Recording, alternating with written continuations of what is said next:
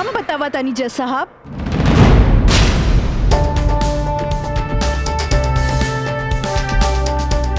हम बताई।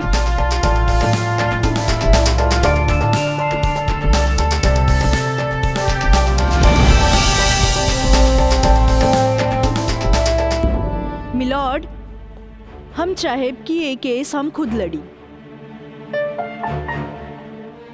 ई रहल हमार बार ऑफ अटॉर्नी के रजिस्ट्रेशन।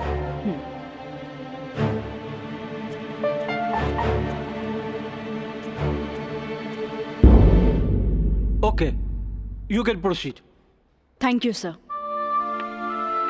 आशीर्वाद दी। खुश रह। जा। मिलॉर्ड, बचाव पक्ष के वकील बार बार पूछा तारे कि 4 साल हम कहाँ रही। मिलॉर्ड, 4 साल इनके मुवक्किल राजा जैसन तमाम मुजरिमों के सजा दिलावे खातिर ई चोंगा बहुत जरूरी रहे। काजल,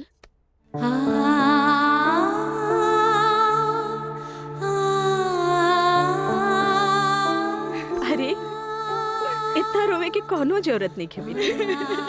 तोर बाबूजी ठीक बाड़न। अरे वो तो बुखार के कारण ब्लड प्रेशर बढ़ गई रहे। इतना परेशान मत हो, इतना परेशान मत हो। माई, हमरा से बहुत बड़का गलती हो गई। हम एक्सकर्शन में ना गए रहे, बल्कि हम अपन बॉयफ्रेंड के साथ गए रही।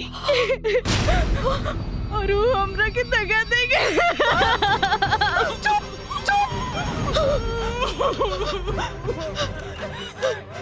सच सच बता, सच बता, का भाई तू ठीक तो बाड़ी ना?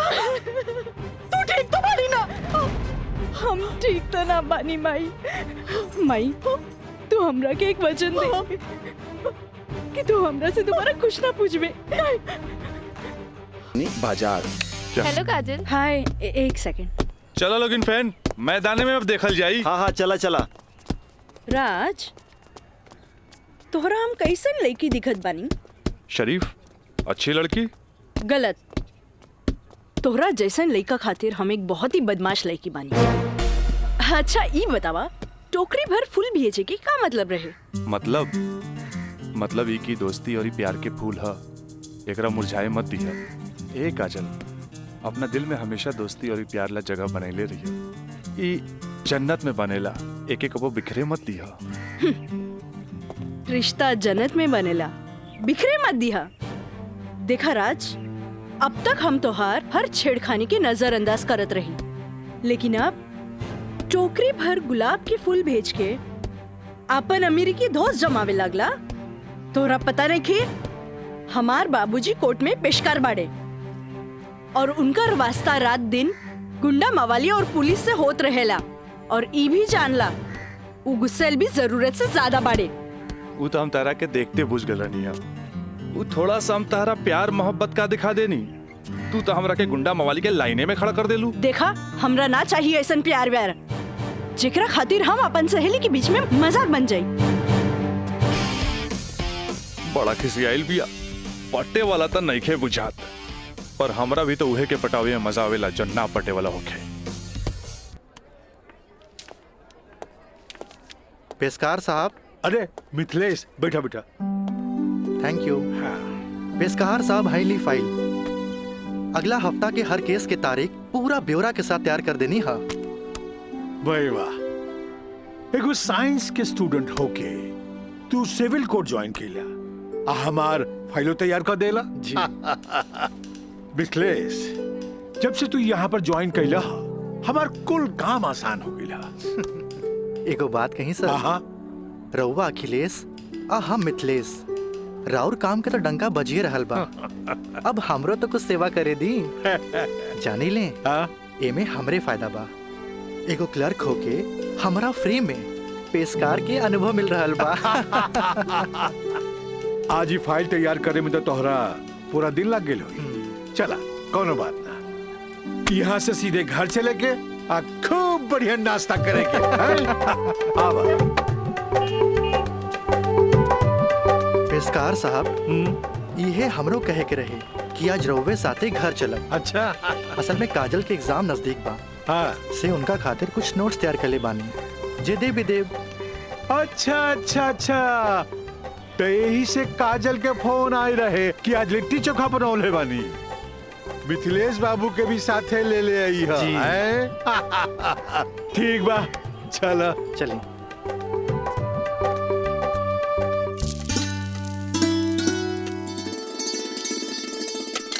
काजल, हाँ माई। बेटा तनी है बैगनवा देख तो। उफ, तोर भरता बन जाए ना, तनी दोनों जने के प्लेट में डाल के दिया। ठीक बा माई। तबले हम चाय लेके आवा तनी। ई लिए लिट्टी चोखा।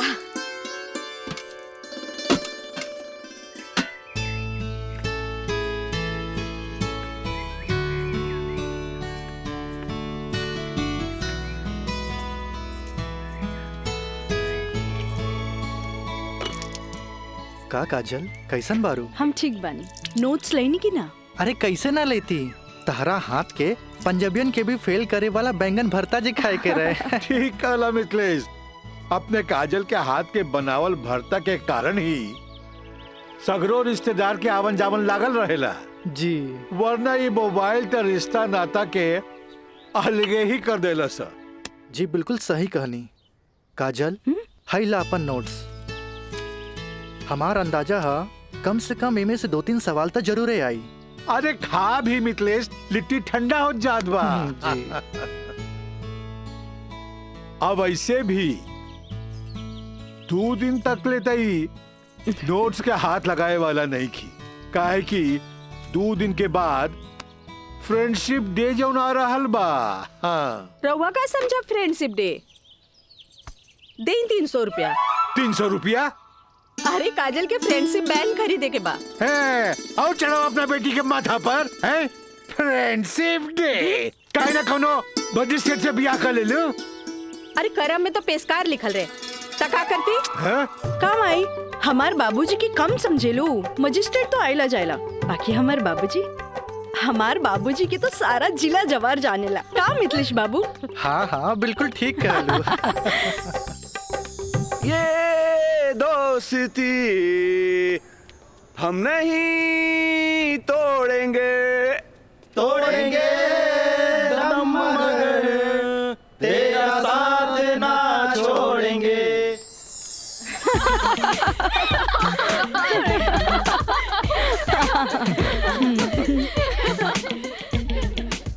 फूल बन के मुस्कुराना भी जिंदगी है, मुस्कुरा के गम भुलाना भी जिंदगी है। क्या बात है। तब मिल मिल के दोस्ती निभाना भी जिंदगी है। अच्छा, हमने के दोस्त तो बरले बानी, बाकी तू कैसन दोस्त की बात कर रहल बाड़ू? ई हमरा समझे में ना आइल। सपना, तू समझ लू का? ना, हमरा तो बिल्कुल ही समझ में ना आई। वही तो। ई का समझी, बाकी हमरा समझ आ गई। कहा तो बता दी। अरे बताओ बताओ। दोस्ती हर चेहरा के मीठ मुस्कान होखेला, दोस्ती ही सुख दुख के पहचान होखेला। वाह वाह वाह। अगर रूठ भी जाए कोई दोस्त त दिल पे ना लेवे के, काहे की दोस्ती त सुख दुख के पहचान होला। और हमार मानना बाकी अगर कोई सच्चा दोस्त रूठ जाए तो ओकरा के त मना लेवे के चाहिए। बिल्कुल सही। बाकी हम एक कर जरूरत ना समझी, काहे कि बुरा दोस्त कोयले के समान होकेला। गरम होके तो हाथ जला देवेला और ठंडा होके तो हाथ काला कर देवेला। बड़ा आए दोस्ती समझावे वाला। तू लोग सुना इनके प्रवचन, हम जाते अरे हैं। तनी रुका तो।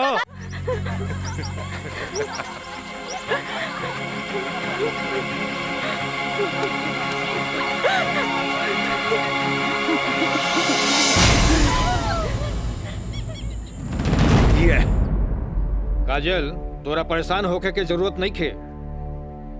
खबर भेजवैनी हा, राज आपते हुई। May I coming sir? Yes come in. का बात बस सर, आप हमके बुलाइनी है?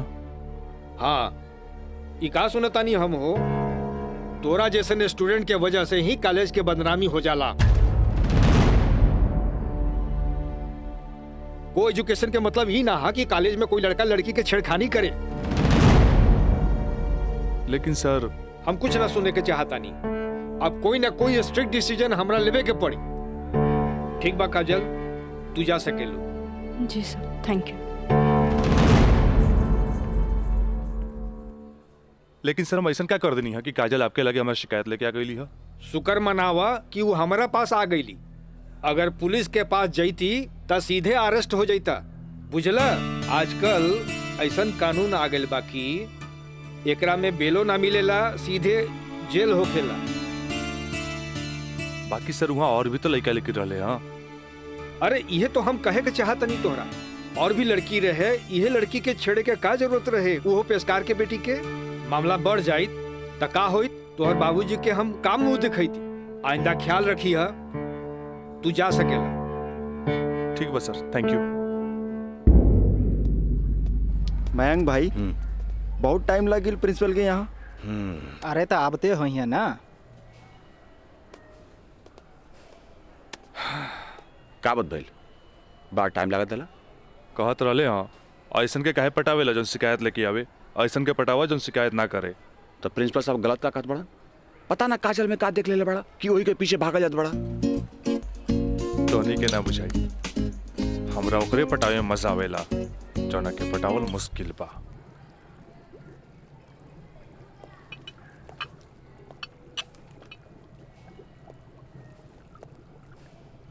क्या हो रहा है? जी सर। ए पिंकी, हाँ, रिटन एग्जाम तो बढ़िया गए।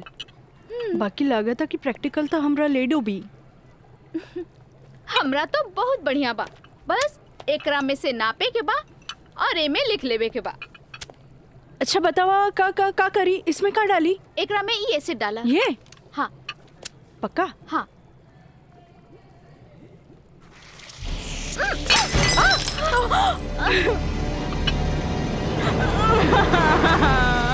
अरे काजल! काजल, where are you going? What happened?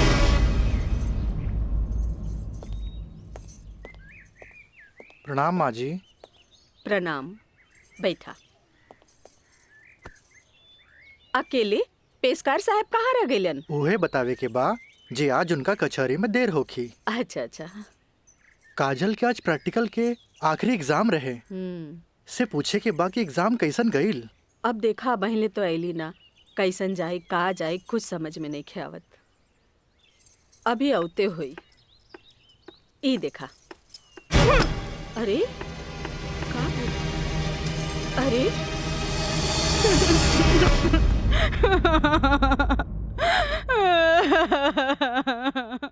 काजल, काजल, ए काजल, का भइल? अरे हमनी के अनदेखी करके यहाँ के रोवे लगलू। अरे का भइल? परीक्षा तो ठीक से गई ना? अरे बोल। प्रैक्टिकल खराब हो गए। एन वक्त में टेस्ट बुक टूट गए। हम फेल हो जाए भाई, हम फेल हो जाए। अरे का काजल, तू तो बड़ा जल्दी निराश हो जाई। अब केमिस्ट्री थ्योरी में जहाँ तक हमनी सोचले रहनी, कम से कम तोहरा के 40 मार्क्स तो मिलबे करी। अब प्रैक्टिकल में मार्क्स नहीं मिली तब पास होके से के रोकी? बाकी मिथिलेश बाबू, हम तो प्रैक्टिकल में छोड़ के आ गए नहीं।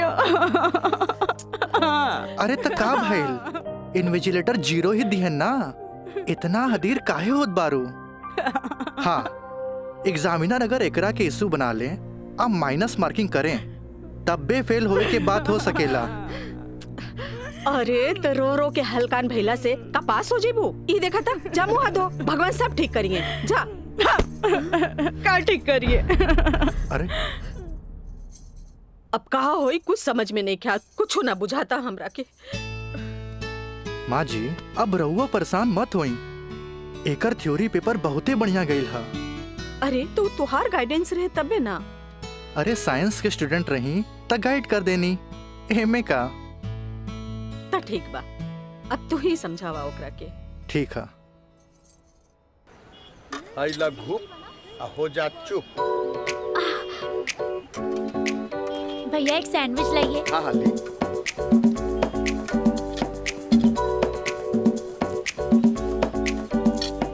मुझे भी तो दो। और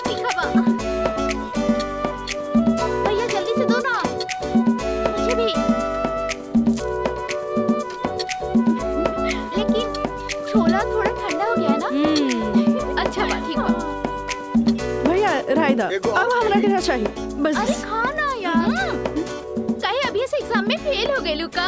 हाँ कहे चिंता में बड़ू हो? हाँ चिंता ना रही का तोरा नहीं के। Excuse me girls. काजल, तू तो बुझाता कि अभी लेक हमरा से नाराज बाड़ू। अरे नाराज तो हम हो रही तारा से, पर हमरा हमार दादाजी के सिखावल एगो बात याद आ गई। कोई भले ही बोए तोहरा ला काटा, तू बोए ओकरा ला फूल। देखा काजल, तू तो प्रिंसिपल साहब से जाके हमार शिकायत कर देलू, पर हमरा हमार दादाजी के सिखावल उ बात याद आ गई। भाई तो उनकर पोते नू,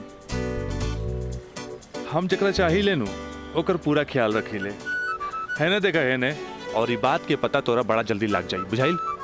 गर्ल्स, आप लोग के रिजल्ट आ चुकल बा। अच्छा। और ये क्लासरूम में आप लोग के रिपोर्ट कार्ड बांट रहल बा। जाई? चल चल जल्दी चला। अरे जल्दी चला चल। ए काजल, कांग्रेचुलेशन, आपके केमिस्ट्री के प्रैक्टिकल में 20 में 20 मार्क्स मिलल है। Mister Raj, for your kind information, हम केमिस्ट्री प्रैक्टिकल एग्जाम ही छोड़ देनी है। ऐसे अपन कांग्रेचुलेशन अपने पास रखी। हाँ। Roll number 31। यस सर।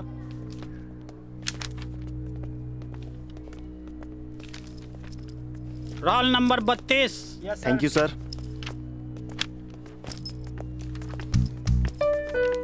Roll number 33। यस सर।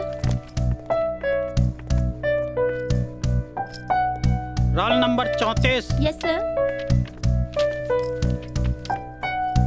Roll number 35।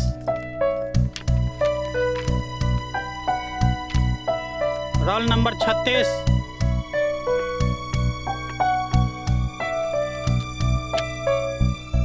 सैंतीस। Roll number 38।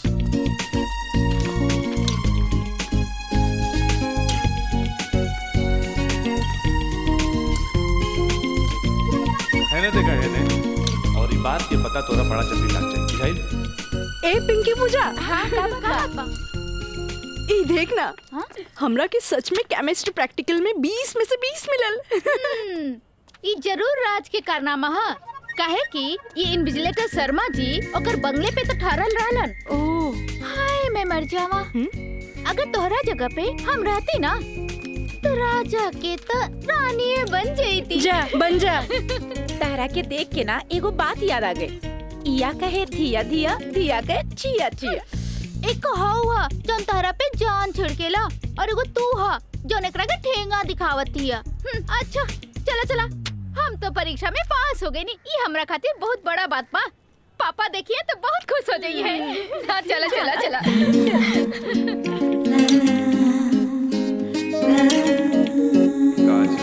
दादाजी के सिखावल एगो बात याद आ गई। कोई भले ही बोए तोहरा ला काटा, तू बोए ओकरा ला फूल। ई ले, अरे भाई अपोजिट टीम आ गई बा, हमनी के का होई? अरे आ गेल त का भइल हो? अभी तो टाइम बानू मैच में। टाइम बा का एहिजे बैठ के टाइम पास करबा। ए, जब हमनी के मैदान में जाएम नु तो देख के थर्रा जाइलो, ठीक बा? अब चलो जौन होई तो मैदान में देखल जाई, उहे देखल जाई। चलो राज भाई। बॉल दे। तोहनी के इतना हड़बड़ी बना तब बड़ा सन, हम आवा तानी। चलो लोग, चलो आवा।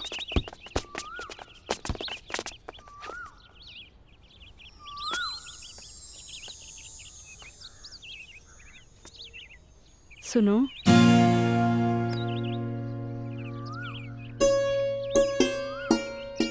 सॉरी राज,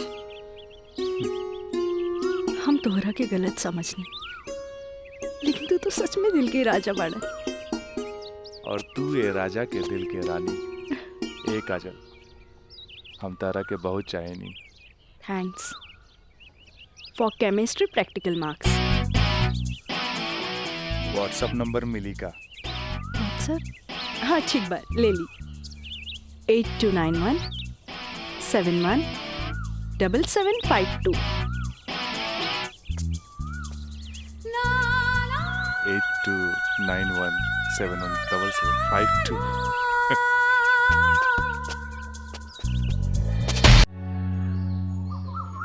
अच्छा ये बताओ यार कि हाँ प्यार कब से चला था?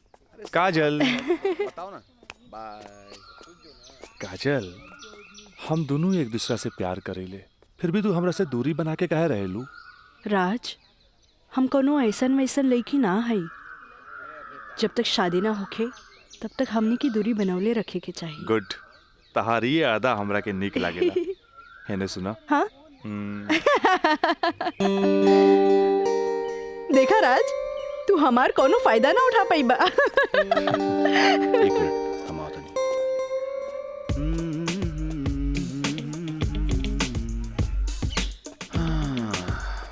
राज यार एगो बात बताई। काजल अब यार हमरा के भी अच्छा लगे लगल यार। हम एगो बात बताई। तू हंसुआ के बिया में खुरपी नियन गीत मत गो। वो तो और भाभी लागी। का लागी? भाभी। चल।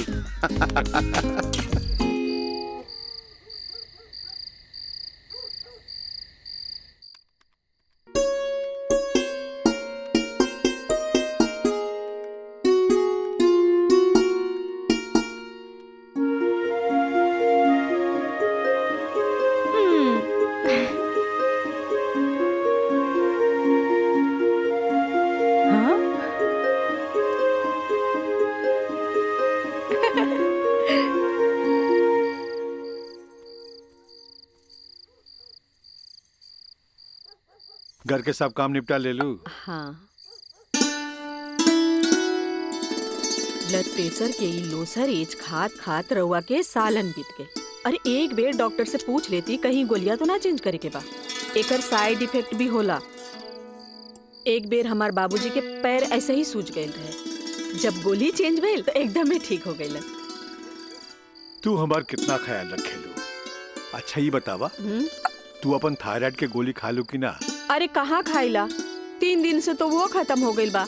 का गोली खत्म हो गई? तू हमरा का बतैलू ना कि गोली खत्म हो गई? तो अरे तू मरबू, तू एक दिन जरूर मरबू। फिर हमरा से ये ना कहिया कि हमार ख्याल ना रख ले। अरे जब मरिए जाए तो कहा बोला?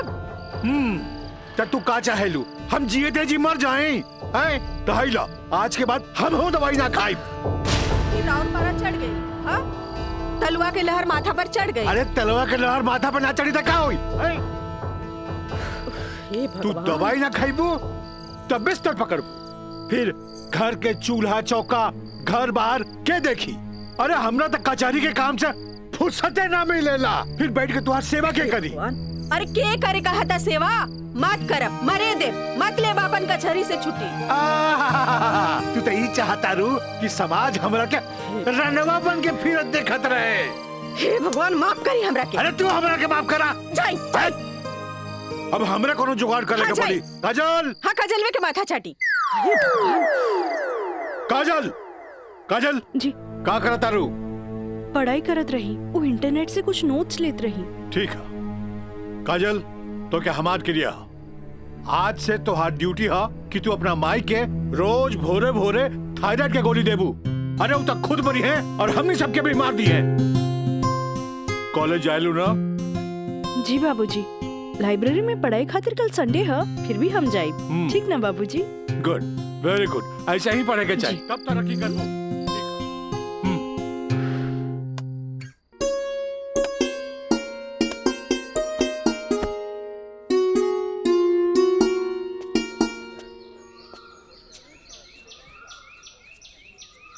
काजल। Thank you. काजल, हम दोनों एक दूसरा के बहुत चाहिए। पर जब हम हमरा फ्यूचर के बारे में सोचिले तो हम देखिले कि हमार बाप के पास बहुत दौलत बा। उनकर दौलत के संभालत संभालत हमार जिंदगी गुजर जाई। हमरा ये आम आदमी नियन नौकरी चाकरी करे के फुर्सते ना मिली। अब बस तू हमरा जिंदगी में हमार जीवन साथी बन के आ जा तो हमार जिंदगी एकदम मजे में गुजर जाई। ए काजल, तू काहे ना अपना बाबूजी से हमरा बारे में बात करेलू? बाबूजी से? ना बाबा ना, हम ना बोल सकेनी। हमार बाबूजी बहुत गुस्सेल बाड़न। वाह भाई वाह, एक लौता बेटी भैला के बाद भी तू अपना बाबूजी से बात न करबो काहे कि बहुत गुस्सैल बाड़े, और इकलौता बेटा भइला के बाद भी हम अपना बाबूजी से बात ना करब काहे कि बहुत पैसा वाला बाड़े। ऐसन में तो हमनी के सपना धरल के धरल रह जाई। काजल, काहे ना हमनी के भाग के शादी कर ले जाओ। बिना बतैले भाग के शादी कैसे कर सकिनी? हाँ काजल, हफ्ता भर के तो बात रही, हमनी के भाग के कहीं भी शादी कर लेल जाए और ओकरा बाद अपना अपना बाबूजी के बता देहल जाई। सोचत का बाड़ू, तारा से ऊंच कूल और धनाट घर के हई, जब तू अपना बाबूजी के बतैबू नु तो ना कर पाई है। और हमहू जब हमरा बाप के बताएब कि हम भाग के शादी कर लेले बानी तो नाहियो चाहते हुए भी तारा के अपना बहू के रूप में अपना ली है। ए काजल, हम तारा बिना एक पल भी ना जी सकीले। ठीक बा, हम कोशिश करब। इनु भइल बात। अब छोड़ा हम बाय।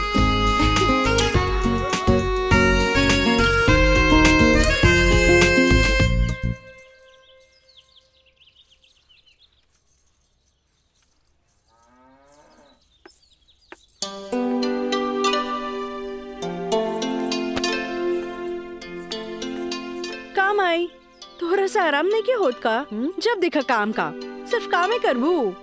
हमारा आराम के छोड़, ई बता हमरा से तोरा के का काम पड़ गई जे हमारा आराम के सोचे लगली? काम आई, हम तो हमेशा सोचनी ना माई। कॉलेज से एक हफ्ता एक्सकर्शन खातिर हमनी के हजारीबाग जाए के बा।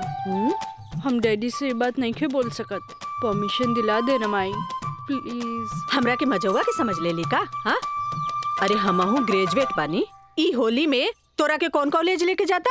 होली तो मार्च में पड़ी, अभी तो फरवरी चल रहा बा। एक के हफ्ता की तो बात बा माई, प्लीज माई प्लीज। अच्छा, तोर बाबूजी आज ऑफिस नहीं खे गइलन, मिथिलेश के संगे बैठल बाड़े। कौनो शादी में जाए के बा, चल कोशिश करत है। Thank you Mai, thank you. Mithilesh, वो कहल जाला ना कि हाकिम के अगाड़ी या घोड़ा के पिछाड़ी ना रहे के चाहिए हैं? मजिस्ट्रेट साहब के इकलौती बेटी के बियाह, यही से हम खुद चलता नहीं तो हम न्योता तोहरे हाथे भिजवा देती। अरे रउआ चलती तो उनको भी खुशी होत। हाँ, ए जी। लेकिन हाँ? ई का कहतिया? का कहतिया? अरे कॉलेज टूर पे एक हफ्ता खातिर हजारीबाग जाए चाहतिया। ये एजुकेशनल टूर आके पिकनिक? एजुकेशनल टूर बोली ना। ये तो निम्मन बात हो सर। स्टूडेंट्स के बाहरी दुनिया देखल उतने जरूरी है जितना विषय के ज्ञान। ठीक है, एजुकेशनल टूर था मैं अलाउ करता नहीं, बाकी नो मटर गस्ते ओनली पढ़ाई। जी पापा। ये बतावा ये सब में कितना खर्चा आई? 2-3 हजार पापा। तू हमारे से 5,000 ले ला, ठीक है? थैंक यू पापा। चला हो, तू हमरा के देखावा कि वो न्योता के कागज तैयारी हाँ, के लिए बांध देले बानी। चलो आए। मिथिलेश, हम आवत है, बैठो। जी सर जी। Thank you so much Mithilesh बाबू, अगर रउआ ना बोलती तो ये हरगिज ना मानतन। अरे वो तो हम तुहार मुंह देख के साथ दे देनी। जा मजा करा। कैसन लागल? वाह, सो ब्यूटीफुल। ये कहाँ लेके आ गई ला? पहले चला था तब ना पता लगी। उतरा। अरे स्टैंडवा कहाँ चल गई?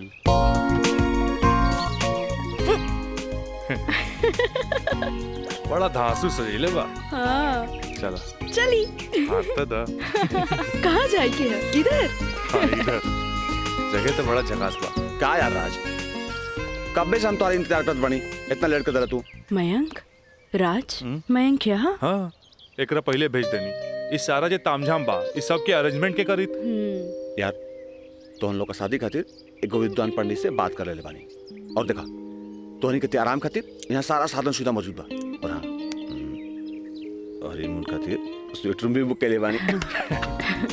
और देखा अब हम निकलता नहीं, कहे कि हमारा के मंदिर जाए के बा, और मंदिर जाके पूरा शादी का सामग्री लेके आके बा। बाप रे, इतना सब तैयारी। अरे शादी की करबा, हमार दोस्त राज का शादी बा। गलत बात। शादी होता हमार सपना के शहजादी काजल के राज के साथ। अच्छा देखा यार, जौन तो पैसा दिला ना सब पैसा खत्म हो गए कुल ताम झाम में। ऐसा करा कि हमरा के तू 25 रुपया और दे दा, काहे कि बहुत सारा काम बाकी बा अभी। पैसा के कौन बात भाई, ई ले। अगर बाबूजी अगर ये शादी करे थे नु तो लाख के खर्चा लाखों में चल जाई। दोस्त महिम रिश्तेदार पूरा शहर के बुलाई थे। और वैसे भी तो बाबूजी जब रिसेप्शन पार्टी दी है तो जाई खर्चा बढ़ी। अच्छा हम निकल रहे हैं, बहुत सारा काम बाकी बा। ठीक बा, तू लोग आराम कर, चले बाय बाय। बाय। तो काजल अब तक गला लगईबू नु यहाँ तो यहाँ के जाना था हमनी के। ओ Raj, I love you. I love you too. जुबान निकालिए, बंद कीजिए। ठीक है।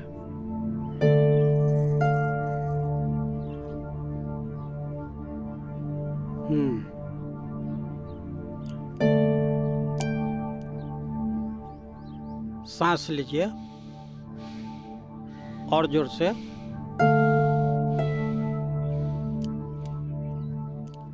घबराए के कोई बात नहीं है। ऊपर के बीपी थोड़ा बढ़ गई है। अच्छा। से लागता कि काम के प्रेशर ज्यादा बा। जी नया मजिस्ट्रेट आइले हाँ, से कुछ ज्यादा ही फाइल इनके हवाले कर देले हाँ। ठीक है, ठीक हो जाई। अभी आंख लगल बा, सोए दिन का के।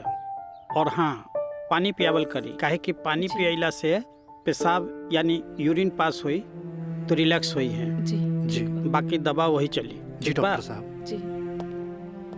डॉक्टर साहब हाईली अपन फीस।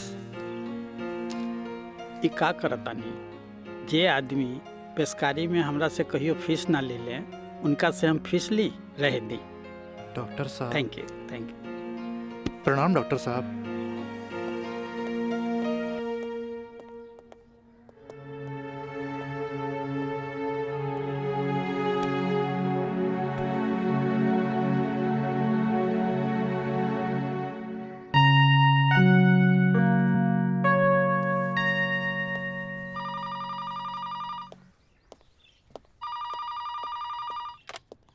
हेलो, हम काजल बोले तानी। हाँ काजल बोला, कैसन बारू? माई बाबूजी कैसन बाड़न? बाबूजी के तबीयत खराब बा। बीपी बढ़ गई हा, से सुतले बारन, उठाई का? हाँ, नहीं छोड़ दी, यहाँ सब ठीक बा। आप कैसन बानी? हाँ हम तो ठीक बानी। माई के बुलाई का? ना, रहे दी, आके हम सरप्राइज दे। Okay bye. Okay bye. केकर फोन रहे? काजल के। अच्छा वहाँ के ठीक बारी, अच्छा खोज खबर लेत रही। अच्छा माँ जी, हम चलत तानी, सांझ के फिर से आ जाए। ठीक बा।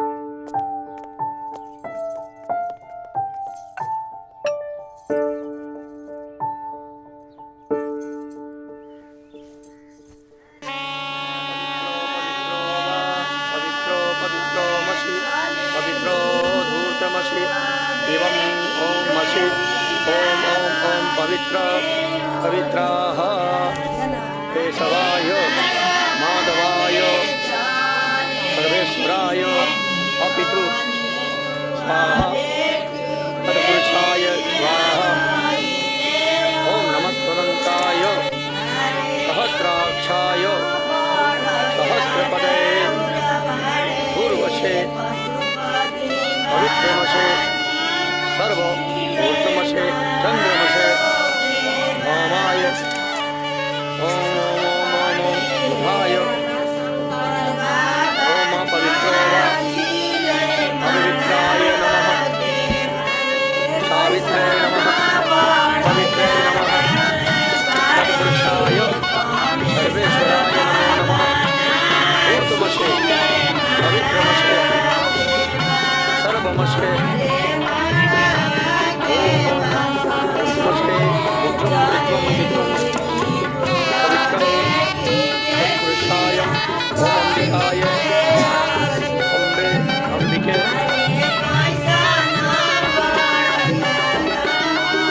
राजदाय राजाय नमो नमो नमो नमो विवाह संपन्ना भवतु।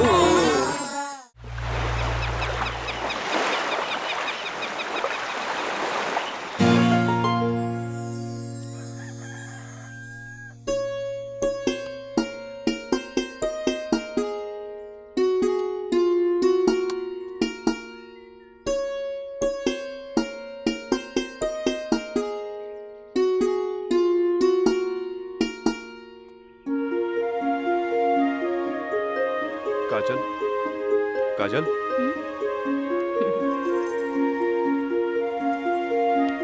Good morning. Good morning. उठे के मन तो हमरो ना करत रहे, पर खाली सुतल रहला से जिंदगी ना नु चली। चाय ले लो, हैं? गर्मा गर्म चाय मयंक अपने हाथ से बनेले बन। ए ए ओ कुछ ना, सिर्फ भाभी खातिर और ई गर्मा गर्म चाय। काजल, इस शादी ब्याह में कुछ ज्यादा खर्चा हो गई। हमरा घरे जाए के पड़ी। वो कहा कि अपना बाप से कुछ पैसा भी ले ले और उनका के इस शादी ब्याह के बारे में बता के पटा भी ले। आखिर तेहरा के ले जाके उनकर आशीर्वाद भी तो दिलावे के बा। लेकिन तबले हम कहाँ रहब? अरे यहाँ रहबू, तहारे देवर बानू मयंक। हाँ? का मयंक भाभी का ख्याल रखबे ना? बिल्कुल बिल्कुल ख्याल रखब। ये ले पैसा अरे और वाह। यहाँ के सब बिल उल चुका दिए। बिल्कुल भाभी, टेंशन नहीं लगा, कोनो जरूरत नहीं के, हम बगल वाला कमरा में बाड़ी। और हाँ, तू चाय पी के फटाफट फ्रेश हो जा और जन खाए पिए गई ऑर्डर दे दिया। ठीक ठीक बा। और हम रात के छोड़ के यूं आवता नहीं। तू चल, हम आवता नहीं। चल। ए काजल, अरे हैने आवा।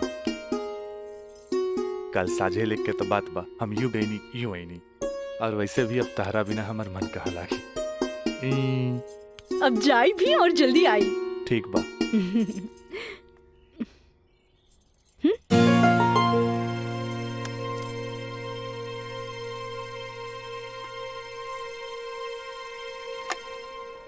हेलो। हाँ, अरे देख रही हो कि मैं ऑफिस में हूँ, कितना काम पड़ा है, कितनी फाइलें पड़ी हैं, और तुम हो कि ये ले आइएगा वो ले आइएगा। हद कर दिया तुमने यार। मैं कम इन सर? कम इन। अखिलेश बाबू कैसन बाड़न? जी बीपी तो कंट्रोल में हा, बुखार के वजह से थोड़ा कमजोरी आ गई हा, यही से शुक्रवार तक की छुट्टी की अर्जी देले हा। कोनो बात नहीं के, दिन रात काम करे वाला आदमी के अरे थोड़ा बहुत आराम तो चाहिए ना। जी कह दिया ऑफिस के चिंता न करे जी, जब वो ठीक हो जावे तबे ऑफिस आवे। ला एकरा के फाइल में लगवा दे। थैंक यू सर।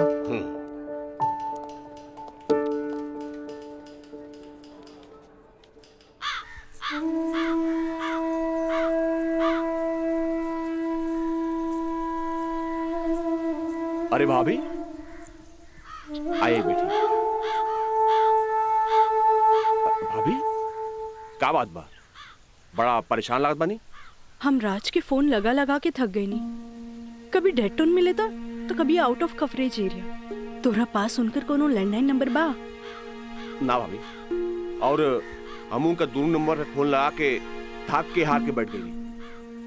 हैरानी की बात तो ये बाकी कि गईला के बाद ना कोनो खबर, ना कोनो कॉल, ना कोनो मैसेज।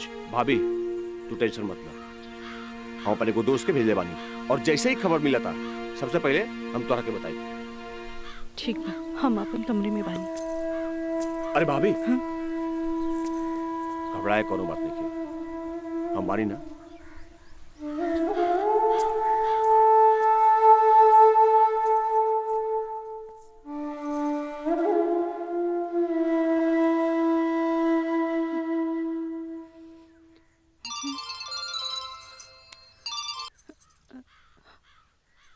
काजल, ट्रिप कैसन जा रहल बा? ट्रिप ठीक बा। का बात बा? तोहार आवाज में खनक नहीं खे? नहीं, ऐसा कोनो बात नहीं खे। हमार मतलब सब ठीक बा।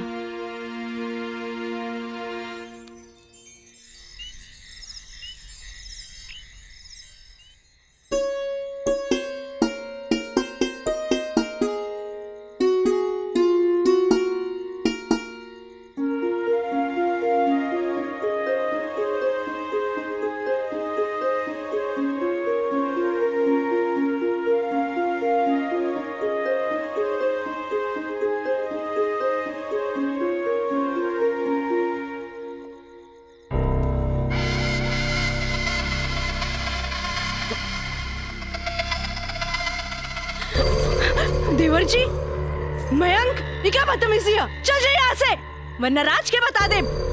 किसे? राज से? राह से वो भाग गए। आवेला नहीं खे। हाँ? तोरा क्या पता? हाँ? ये भी कुछ हो रहा बना। सब ओकरे प्लान के तहत हो रहा बा। वो तो तोरा के भोग के और भौरा जैसे चूस के भाग गए। काजल पता बा जब तो के पहला बार देख ली तो पहली नजर में हमके पसंद आ गई। हम तो के दिल से चाहे लगे। काजल आज दिल से चाहे लगे। तुझे कहा तारा कहो सच बा? सच ना 16 आना सच बा। ये बात हम तुझसे बहुत पहले बता देती, लेकिन क्या करी ये मेरी मेरी हमार मुंह बन के तरस। देखा तू गरीब हम गरीब हम तो क्या अपना काजल। हाँ हमसे ब्याह कर ला। हम तो क्या अपने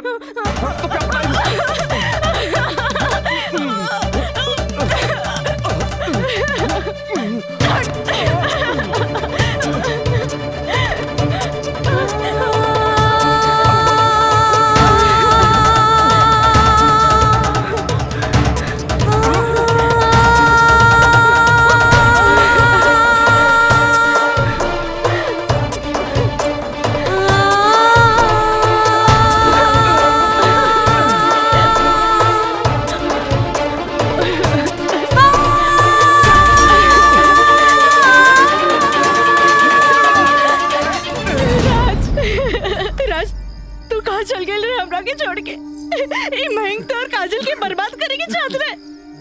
तू बोलत काहे नहीं कि राज बोली ना। हम जहाँ भी गए रही तोरा का मतलब बा? और ये मयंक वैसे भी तोरा सारा के सारा सच्चाई बता देले होई। ये हमार बदला है काजल, बदला। प्रिंसिपल से शिकायत करके ते हमरा के पुलिस और कानून के धमकी तो दिला देले रहलिस, पर अब ब्याहता बन के सुहागरात बनेले बाड़ी। एकरा के छेड़खानी और रेप के नाम तो नानू दे सकेली। भाभी देख ले हम कितना गला फाड़ के चिल्लाता ली, गला फाड़ के चिल्लाता ली। भाभी हमसे ब्याह कर ला, हम तो जिंदगी भर साथ निभाए, लेकिन ना तोहार तो खोपड़िया में औते ना रहल। देख ला ठीक है ही तो कहत आई। हाँ एक चल तू मयंक से ब्याह कर ले। ऐसे भी एकरा हमार जूठन खाए की आदत बा। तू अब बस हमारे को जूठन बारू, जूठन जूठन।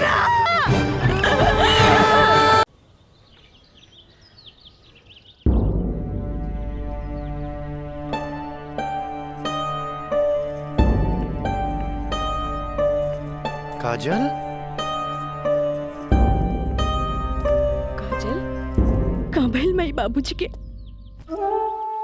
अरे ये ठीक बाड़न, दवाई खा के सुतल बाड़न। रुका हम उठा देता नहीं। ना माई रहे दे, आराम करी दे।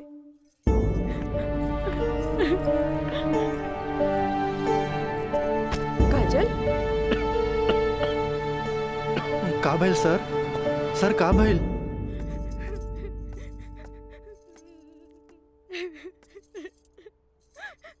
काजल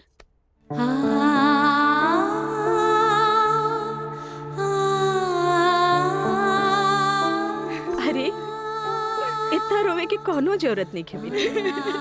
तोर बाबूजी ठीक बाड़न। अरे वो तो बुखार के कारण ब्लड प्रेशर बढ़ गई रहे। इतना परेशान मत हो, इतना परेशान मत हो। माई हमरा से बहुत बड़का गलती हो गई। हम एक्सकर्शन में ना गए रहे, बल्कि हम अपन बॉयफ्रेंड के साथ गए रही। और वो हमरा के दगा दे गए।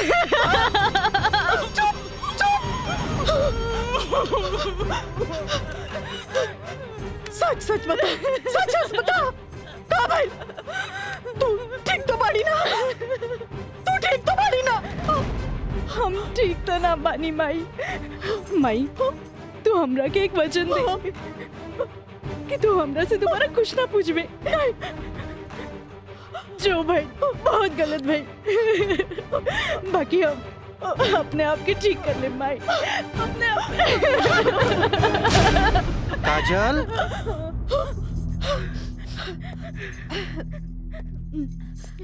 काजल, बाबूजी तोरा के बुलावत आ रहे।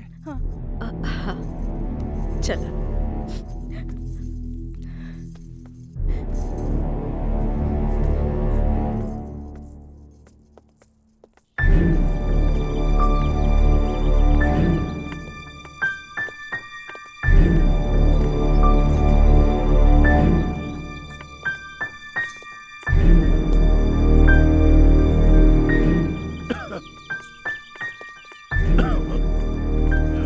प्रणाम बाबूजी। अब तबीयत कैसन बा? आ गइलू बेटा? ठीक है बा। तू बतावा तो ट्रिप कैसन रहा, और अब आगे पढ़े के का प्लान बा बेटा?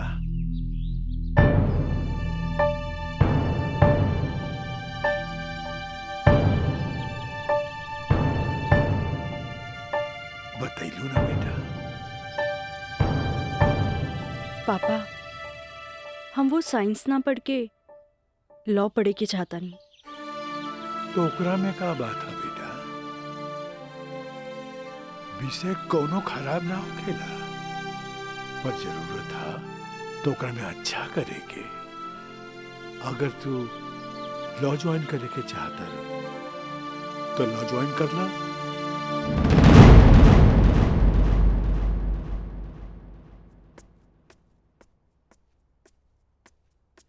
का काजल बेटिया, तबीयत ठीक बानो? क्लास कब के खत्म हो गई? तू बैठल वारू, बंद करे के रहे। हाँ काका, रूम लॉक कर दी। हम तो बस ऐसे ही बैठ गए रही। अच्छा।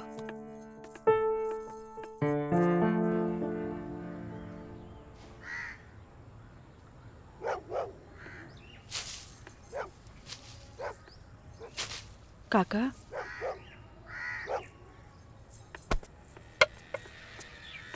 अरे बिटिया, तू फिर आ गेलू? अरे हम कई साल से देख रहल बानी कि हर 3-4 महीना पर तू आ जालू। पर बिटिया, राजा तोहरा से नइखे मिले चाहता। वो बड़ लोग हवन, उनकर जिंदगी में तारा जैसी लड़की की कीमत चाय के कुर्बा के बराबर हा, जे पी के फेंक देवला। काका, तोहरा का लागता कि हमें को फिकल कुर्बा है? नहीं बिटिया नहीं, ऐसे बात नहीं के जी हम देखिला से बताइनी। बिटिया, हम उनकर घर के नमक खैले बानी, फिर भी जब जब तू आयलू हम उनका बताइनी। पर राजा बाबू है कि एक कान से सुने ना और चल जालन। पर बिटिया, हम वहां के नौकर हैं, फिर भी अगर हम तारा काम आ जाए ना तो हम अपना एक बहुत खुश नसीब समझब। काहे कि तू जब जब आवे लुनू हमारा देखल नहीं जाला बिटिया। काका, अब की बार उनसे कह दिया कि काजल आखिरी बार आयल रहे, एगो घड़ा रहे जेकर पानी ऊपर तक भर गई।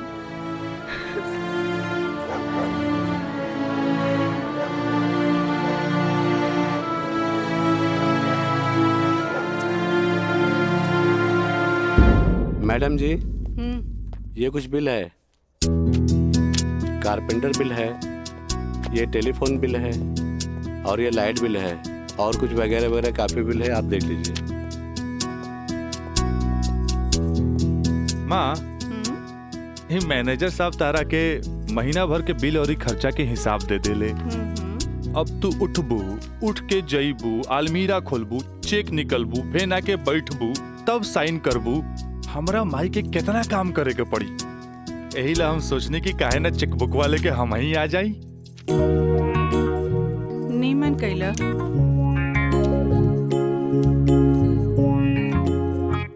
अच्छा, तो तू एम्मा अपन 50,000 का चेक पहले से भर ले बाड़ा, तभी तो हम समझे कि माई के इतना मस्का काहे के।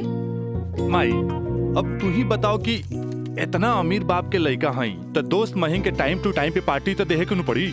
ना देव तो हमरा बाप के ना कट जाए की ना। का मैनेजर साहब? बिल्कुल राजा बाबू। जी।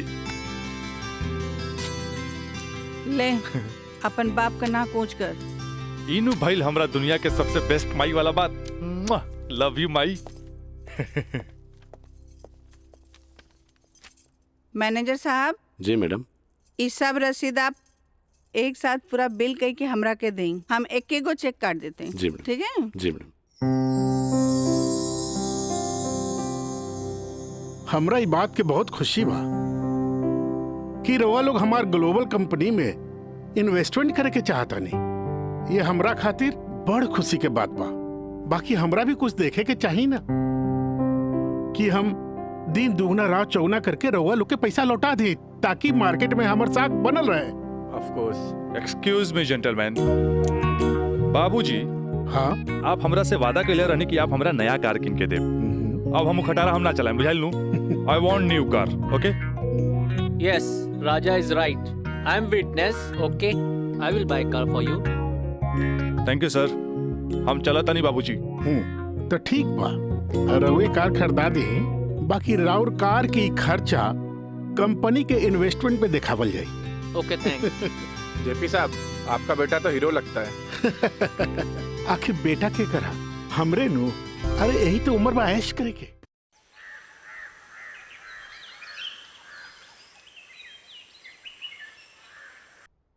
काजल जी। तारा के देख के हमें 4 साल पहले के काजल याद आवतिया। याद है तारा के? मिथिलेश के साथ डरत डरत तू हमरे चेम्बर में आ ललू लॉ कॉलेज में एडमिशन खातिर हैं? ई कानून के पढ़ाई कैसे एगो लड़की के बहादुर और समझदार बना देवेला। काजल हम चाहता नहीं कि पहला केस तू खुद अपने लड़ा, कैसन रहे? लेकिन सर। तू घबरा मत, हम तारा बारे में केहू से कुछो न कहनी है।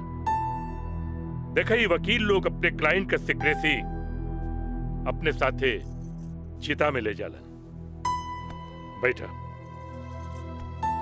हाँ तो केस ये है कि मुवक्किल एक गरीब लड़की है जेकरा के शादी का झांसा दे के पहले भोगल गई और बाद में जूठन की तरफ फेंक दी। वो दहेज के केस न कर सकत रहे काहे कि वो गरीब रहे। रेप के केस न कर सकत रहे काहे कि वो अपने घर वाले के मुंह पर कालिक न पोते के चाहते। वो प्रताड़ना का केस भी न कर सकत रहे काहे कि वो घर में कब्बो रहली नहीं। अब वही मुवक्किल का केस तो के लगे। अब वही गरीब लड़की का केस एक पढ़ा लिखल समझदार वकील के लड़ेगी। काजल, हमरे नजर में तू एक मर्द लड़की बाड़ू। हमें फक्र बा कि तू हमारे असिस्टेंट बाड़ू। आई एम प्राउड ऑफ यू बेटा। जी सर, थैंक यू।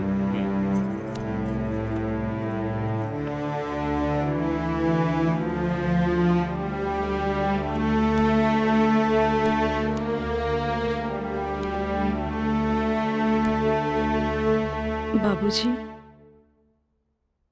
लड़की हर मोड़ पे डरत रहेली। अकेले होके तो सुनसान से डर, भीड़ में होके तो लोगन के डर, जब हवा उड़े तो दुपट्टा उड़े के डर, केहू घूरे तो ओकरा आग के डर, बचपन में माई बाप के डर, बड़ होके तो भाई से डर।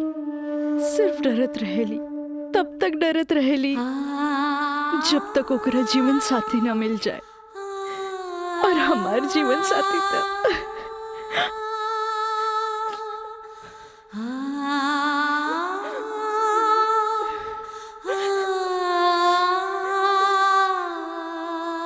बाबूजी, आज हमार पहला केस बा, राउर आशीर्वाद चाहिए। काजल, माई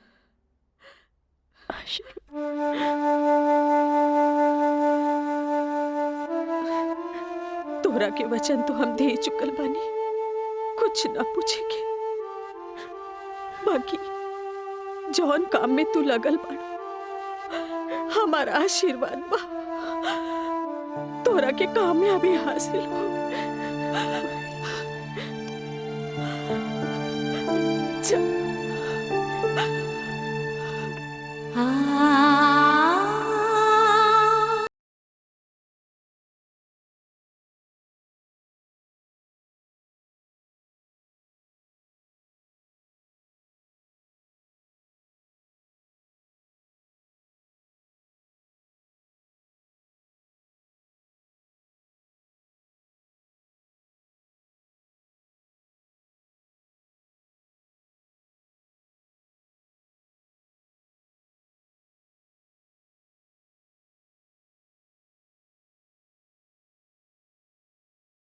के बा का है वो तुहार दोस्त राजा वो ना करेगा तोरी मदद।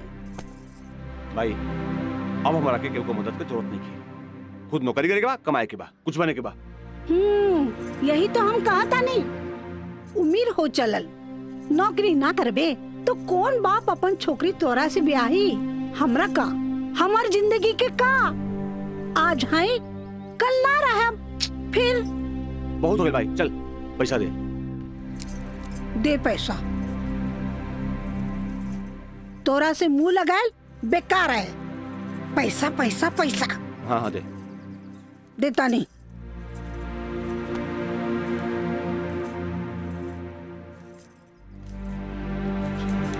कितना? हम गिन ले ली, दे 500 और दे। ना नहीं 500 और दे। का है 3,500 चाहिए। देनी ना। चल आप ठीक काहे मांगता रे? चल जा पैसा चाहिए। एक बात कही, तू दुनिया का सबसे अच्छा माई है। चल मैं चलता नहीं।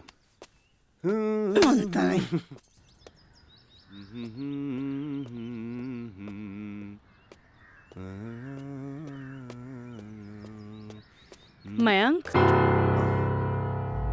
काजल तू इतना दिन बाद यहाँ?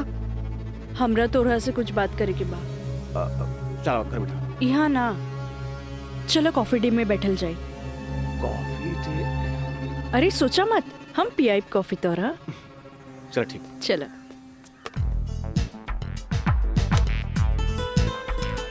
इला। Thank you. पिया ना।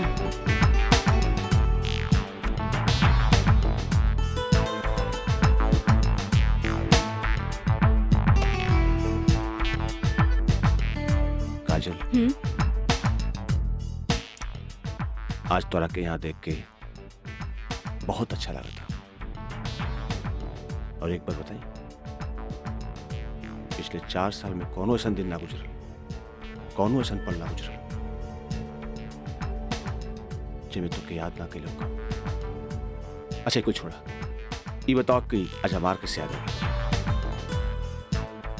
पहले हम अपन अतीत से लड़त रही,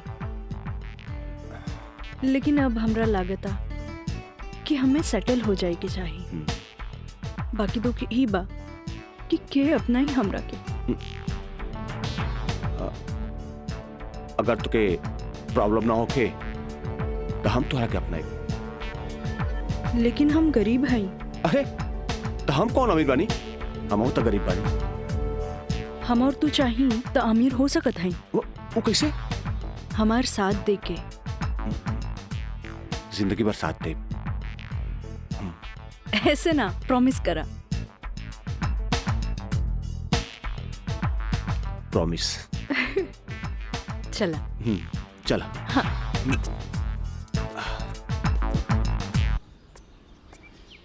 मिथिलेश जी, कोनो देर तो ना भइल? अरे ना बाबा, पहले ई बतावा भइल का?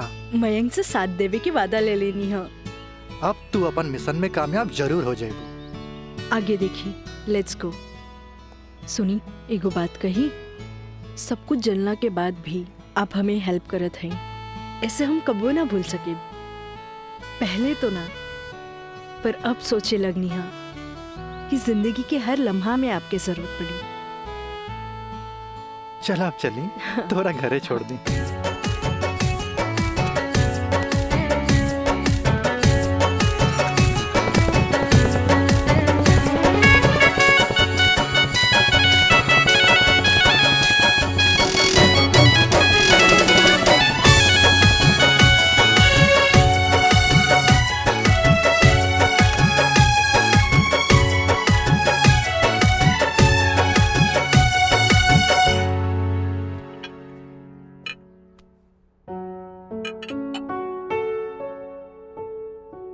सुनी, एगो बात कही, सब कुछ जलना के बाद भी आप हमें हेल्प करत हैं, ऐसे हम कबो ना भूल सके।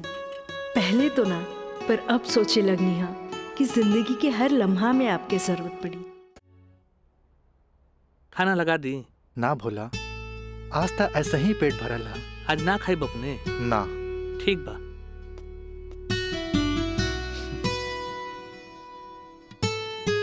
मैं पंडित देवी दत्त शर्मा। का कहनी है? देवी दत्त शर्मा।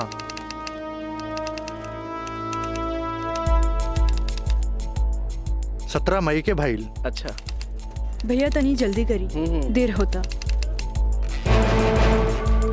ली दीही।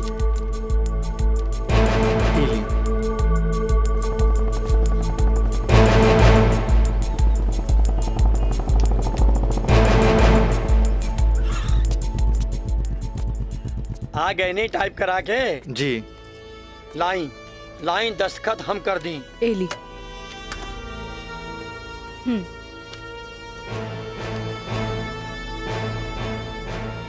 जय गणेश। ई कामता हो गई। अब बैंक के दस्तखत लेवे के पड़ी। वो आप हमरा पे छोड़ दी, वो हम ले ले। ठीक है।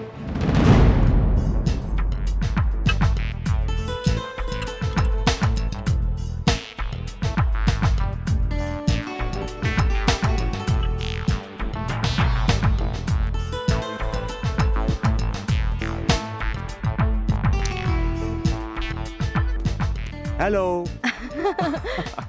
हाय। सॉरी यार, आवे में थोड़ा लेट हो गया। अच्छा यही देखा, हम तोरा खातिर का लेके आइल बानी। अच्छा पहले चाय पिया। इला।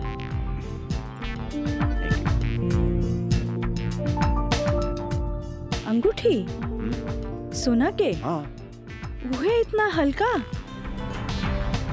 मन तो रहे कि हीरा के लेके आई थी, लेकिन का करी, पैसा का तंगी। अच्छा ई बतावा, खुशहाल जिंदगी जिए खातिर तोहरा कितना पैसा चाहिए?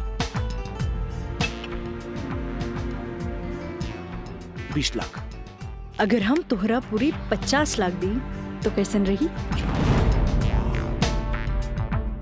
वैसे ही रही, समझ ला अनार के आंख मिल गई।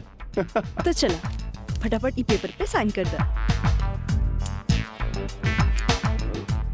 अरे पढ़ा मत, यही से हमनी करोड़पति बन जाए। हाँ, हाँ ल। ठीक। डॉलर भी कदम तो गिरब तो हर बहिया में ना।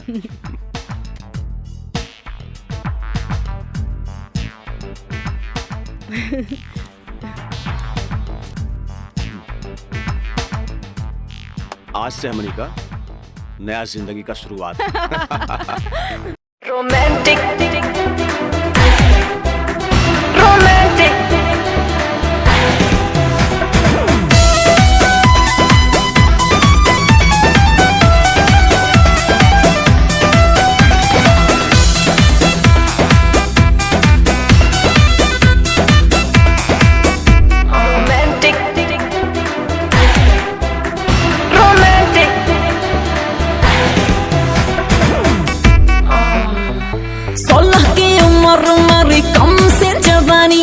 खोज रही हूँ ऐसा मुंडा जो खानदानी। हाँ 16 की उम्र मेरी कम से जवानी, खोज रही हूँ ऐसा मुंडा जो खानदानी। इंग्लिश नहीं चलेगा, ना चलेगा हॉटी। तो कैसा चलेगा? रोमांटिक रोमांटिक रोमांटिक रोमांटिक मर्द से करूंगी मैं शादी, तभी तो साले साले बढ़ेगा आबादी। रोमांटिक मर्द से करूंगी मैं शादी। मीना, मंजू, रेखा, कस्तूरी के डांस देख के कुछ समझ में आयल? अरे सरकार के देख के बाजार बदल जाला, बाजार के देख के साहूकार बदल जाला, आ घोड़ा के देख के सवार बदल जाला, शिकारी के देख के शिकार बदल जाला। ऐसे ही मेहमानों के बदले पे सत्कार के भी बदल देवे के चाहिए। अरे पहले के जमाना कुछ और रहे कि मर्द नाजो आदा पर लुट जात रहे, लेकिन अब जमाना बदल चुकल बा। आज के जमाना के मर्द सबके कमर तोड़ नाच पसंद आवेला। जितने कमर हिलेबू और सीना झटकेबू मर्द उतने जल्द तोहार दीवाना हो जाए। दिखाओ करके। अरे ऐसे ना, ये देखो। कस्तूरी बाई, कस्तूरी बाई। चाहे नसीब, चाहे नसीब। तक लिया। बहुत दिन बाद तशरीफ लेनी राजा बाबू। भला ऐसे भी केहू केकरो भूल जाला। आए बैठे।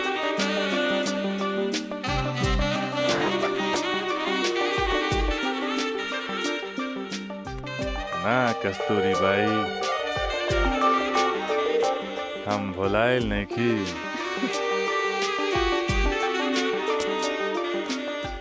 वो तो बस हमार शादी होके वाला बा। ओकरे तैयारी खातिर हम अपना माई के संगे खरीदारी में बिजी रही। फुर्सत पाते तहरा लगे आ गई नहीं।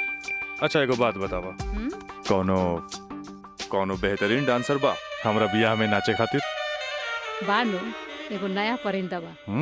हाँ। मंजू, राजा बाबू का उहाँ ले जा जहाँ आज निराली का प्रोग्राम होता। आई जाए।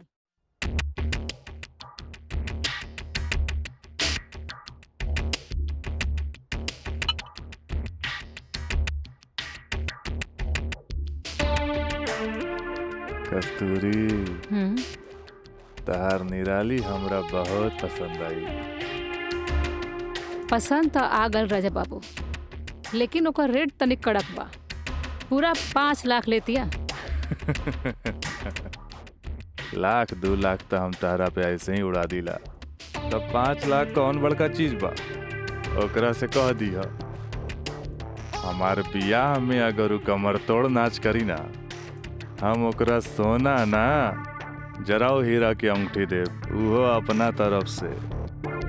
और बाकी के रिश्तेदार जे ओकरा पैसा दी हैं वो अलग बात। एक कस्तूरी, हीरा के अंगूठी केहू ऐसे ही ना देवेला। अच्छा, तो ऊ रवा दिलो दिमाग में इतना घुस गइल बिया। अच्छा एगो काम कर, तनी हेने लावा, हमरे तरफ से ई ला। हाँ डैडी, का बात बा? तू जहाँ बाड़ा जल्दी से चल आवा। ठीक बा, हम अभी आओ तानी। बड़ा कमजोर बराउर इनाम मुराद इश्क, ऐसे उतारे के जाम लहले बगैर चल देनी। हाँ कस्तूरी भाई, डैडी के कुछ जरूरी काम आ गइल बा, से जाए के पड़ी। ठीक बा, अब डैडी के फोन आइल ह ते में हम का बोली। चला तनी, बाय।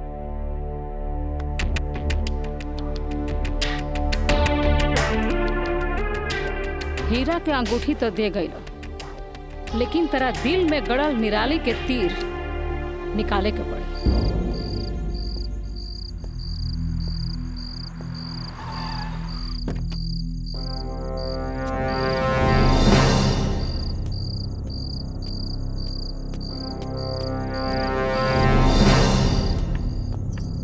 का बात बा डैडी, इतना अर्जेंट में काहे बोलेनी हमरा के?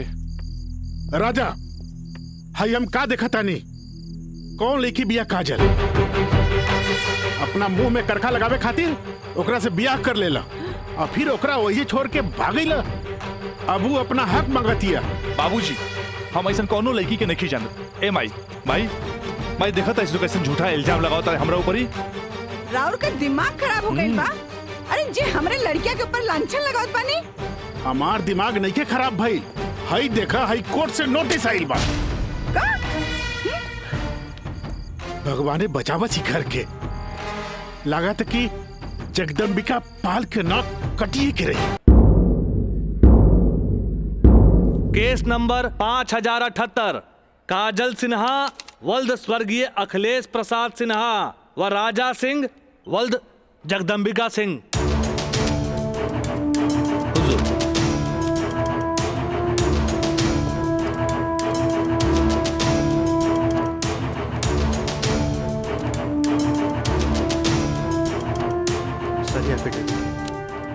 केकर? गवाहन के।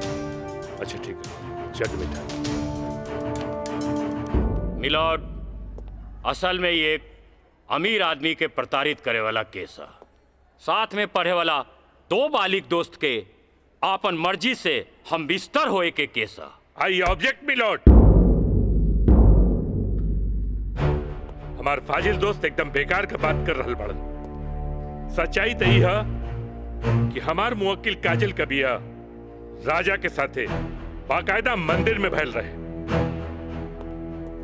और यह 2 गवाहन के एफिडेविट। एगो राजा का सबसे खास दोस्त मयंक और दूसर बियाह कराए वाला पंडित। आप देख ली।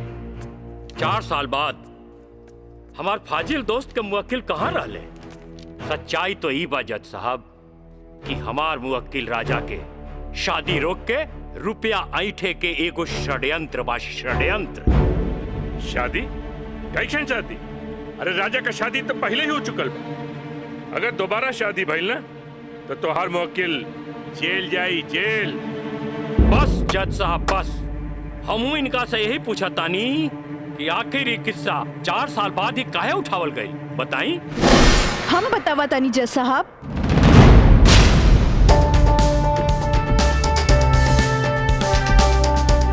हम बताई।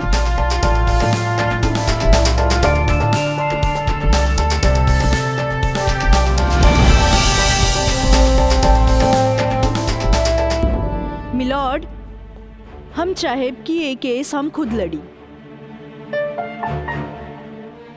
ई रहल हमार बार ऑफ अटॉर्नी के रजिस्ट्रेशन।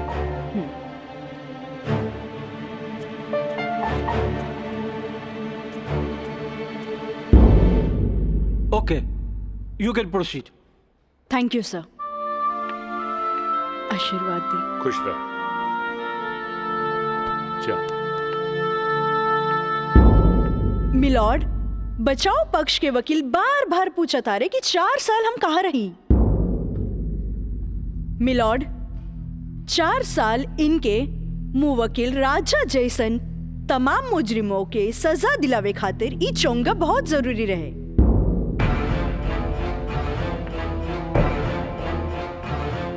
मिस्टर हैदर काज़मी साहब, अब समझ में आयल कि 4 साल हम कहाँ रही कि और डिटेल बतावे के पड़ी।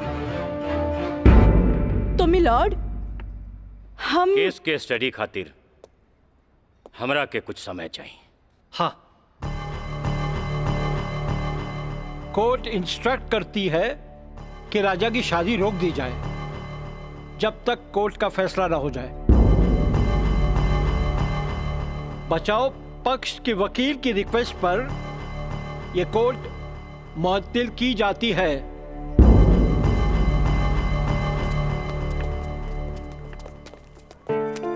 बहुत सही किया। देख के घबरा गई, तुरंत चल गई। बहुत अच्छा। ए वकील साहब, कोर्ट से समय काहे ले लेनी हो? तका करती तू हमरा के बतेबो ना कैला कि लड़की खुद वकील बिया। अरे तय से आपके का फर्क पड़ी? तू का समझबा कि हमरा का फर्क पड़ी? वो लड़की के आईपीसी आदि कानून के सब धारा मालूम हुई। एक खातिर हमरा के जीरा में सावधानी बरते के पड़ी। खैर तू चिंता ना कर, अब अगला तारीख लेवे दा हमरा के।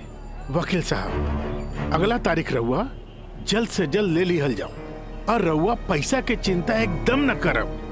हम पैसा के चिंता ना करब, अगला तारीख जल्दी ले ले हम। चलो चलो बाबूजी, चलो चलो।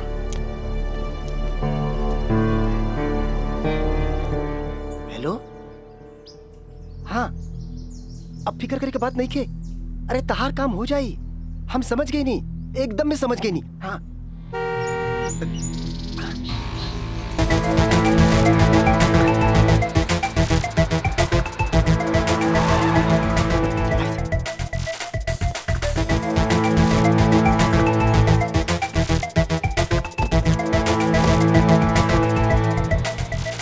हटा ना, ये पाइप पे कर दिया है। रखा था नहीं। हाँ।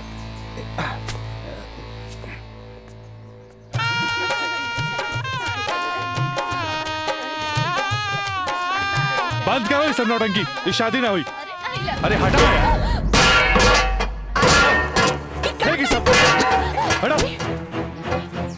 अरे ऐसे ना शुभ बात काहे करता रहा? हम सही कहा था नहीं भाई, अभी भी आना हुई। अरे अरे का अरे तो हर दिमाग खराब हो गई का बियाह करे से पहले हमरा से पूछ लेना रहा का आए का जरूरत है ऐसा बियाह करे के का करती वैसे ना मानत रहे हम कानून से बचे के खातिर बियाह के नौटंकी कर देनी तो जाके ओकरा बुला करके घर लिया बा। अरे बाबूजी अगर ऐसा ला के खड़ा कहीं नू तो ऐसा कितना पतो से तारी घर भर जाई बुझाइल।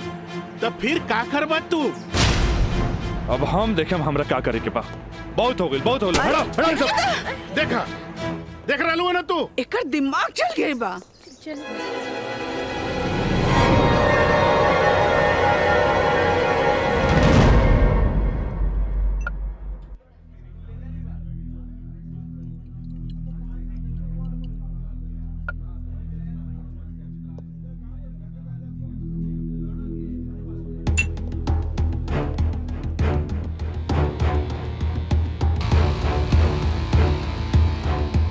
बोला राज का बात पर पहले पेट तपी बहुत दिन का बाद मिलल बा।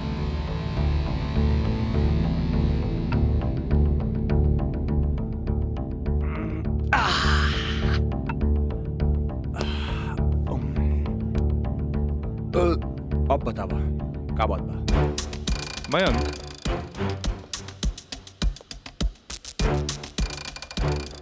भाई तोरा अपन बयान बदले के पड़ी। एफिडेविट के बाद भी? दोस्ती खातिर।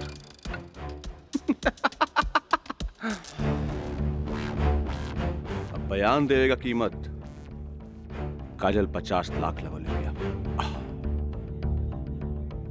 बयान बदले के बाद बयान बदले का कीमत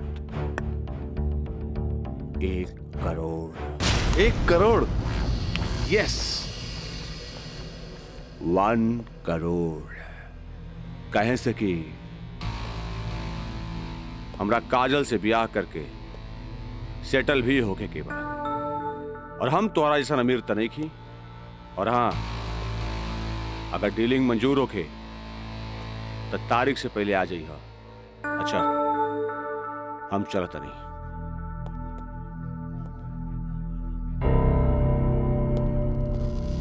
हमार बिल्ली हमरे से म्याऊं।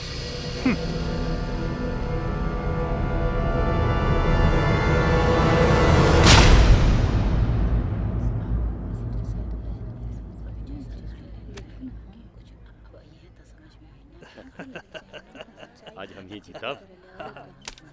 केस बहुत बढ़िया बा। Order order. बचाव पक्ष अपनी बात रख सकते हैं। योर ऑनर, बचाव पक्ष के हमार मुवक्किल राजा के हम कटघरा में बुलावल चाहब। ओके यू कैन।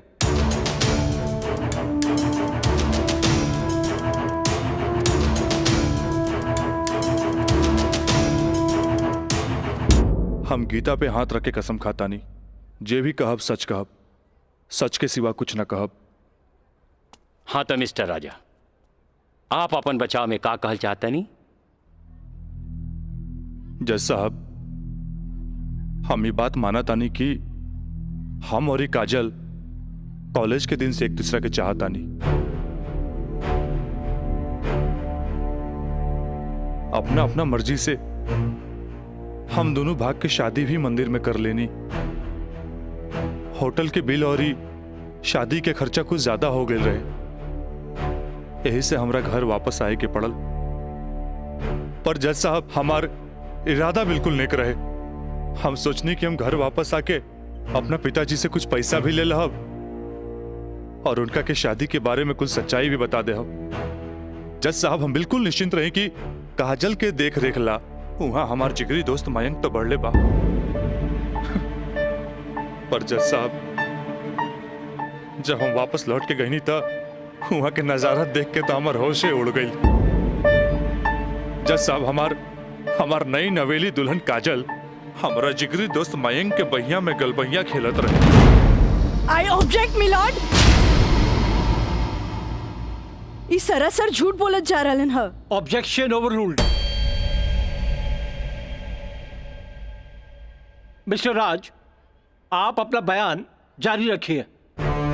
जज साहब, तब खटाक से हमरा दिमाग में एक बात याद आ गई कि कॉलेज के दिन में हमार जिगरी दोस्त मयंक हमरा से बोले रहे कि वो काजल के पसंद करेला और काजल भी ओकरा के पसंद करेली।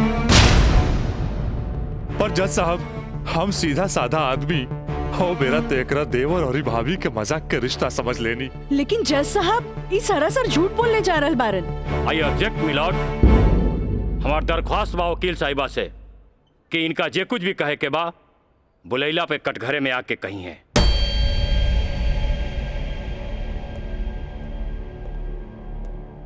आप कंटिन्यू कर सकते हैं मिस्टर राज। जज साहब, कोई भी आदमी अपना बीवी के केहू दूसरा के भैया में देखी तो ओकरा मन मस्तिष्क पर का गुजरी, ये आप अच्छे से समझ सकीले जज साहब। मिलॉर्ड, ई सरासर झूठ के पुलिंदा आपके सामने रखल जा रहल बा। कोर्ट के गुमराह करे की कोशिश कइल जा रहल बा। तया पानी ना कोर्ट के सही रास्ता दिखावे वाली। अरे घबराई ना, जल्दी ही रहुओ के बयान देवे के समय मिली।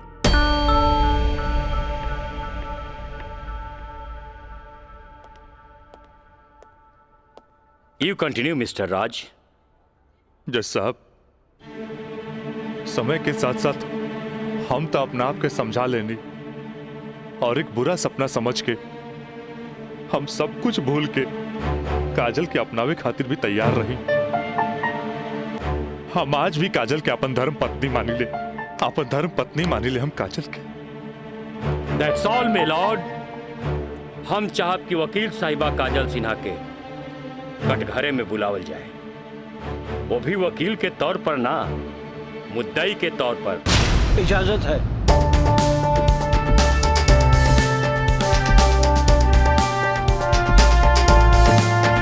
जाइए आप बैठिए।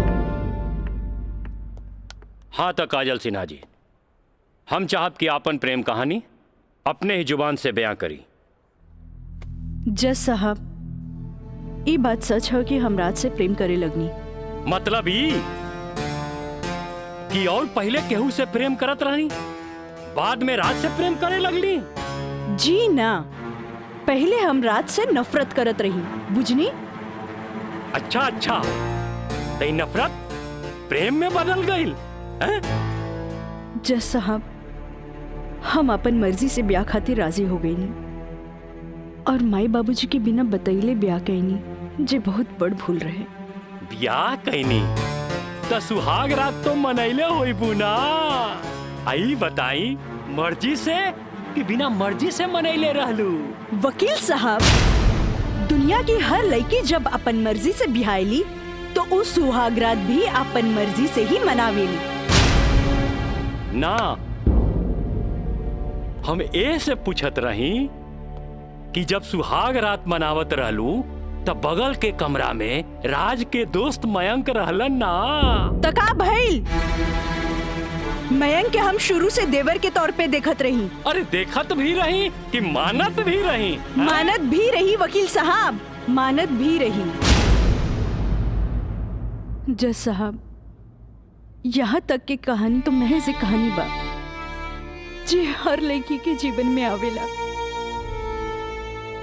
बाकी सेक्शन 420 तो यहाँ से शुरू हो गई कि एगो पति विश्वास में लेके अपन पत्नी के देवर के संगे छोड़ के चल जाला और उहे देवर अपन भाभी के इज्जत के तार तार करे में हर मुमकिन कोशिश लगा देला। बेचारी औरत कैसे भी अपन इज्जत और जान बचा के भाग चलेली और फिर पति मिल जाला और वही कहला कि जे कुछ भी भइला ओकर नाम अब तू रेप तो ना दे सकीलू, काहे कि वो शादी के बाद भइला।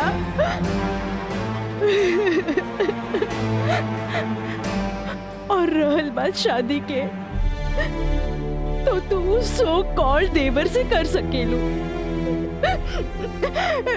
काहे के ओकरा हमार झूठन खाए के आदत है। जज साहब, हमार सगरो अरमान चूर चूर कर दिहल गइल। हमरा कुछ समझ में ना आइल, आखिर हम करी तो का करी। हम परिवार से मजबूर हो गए नी जज साहब। हमरा जुट्टन बना देल गए। हम जुट्टन हो गई नी। हम जुट्टन हो गई। मिलॉर्ड, अब इनका मेलोड्रामा झूठ हो या साच, इससे साफ जाहिर होला ई जूठन कहां मारी। जबकि हमार मुवक्किल मिलॉर्ड एक झूठा सपना समझ के इनका के अपनावे खातिर तैयार बा।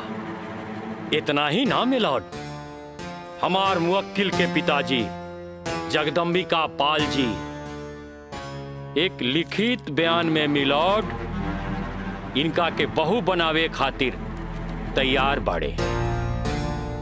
इले काजल, जबकि राज, उसके परिवार और यहाँ तक कि उसके पिता भी तुम्हें एक्सेप्ट करने के लिए राजी है, फिर तुम्हें क्या प्रॉब्लम है?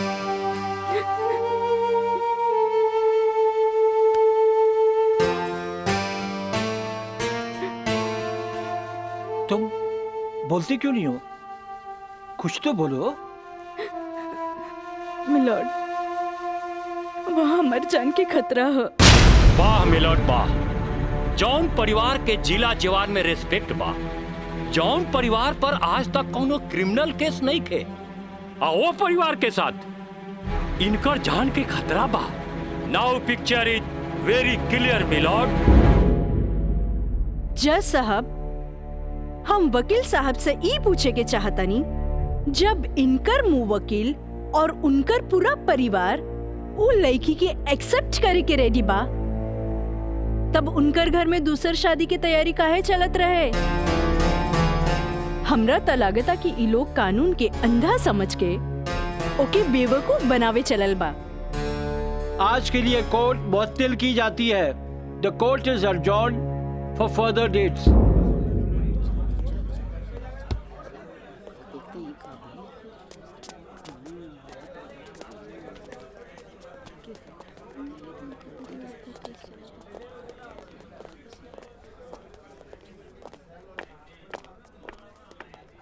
वकील साहिबा, अरे वाह, तू तो बड़ा चालाक बड़ू हो। एफिडेविट करवा के मैं कि तू अच्छा यूज कैलो। आपके के कह दलस कि कोई वकील के सबूत इकट्ठा करे खातिर चालाक ना होके के चाहिए?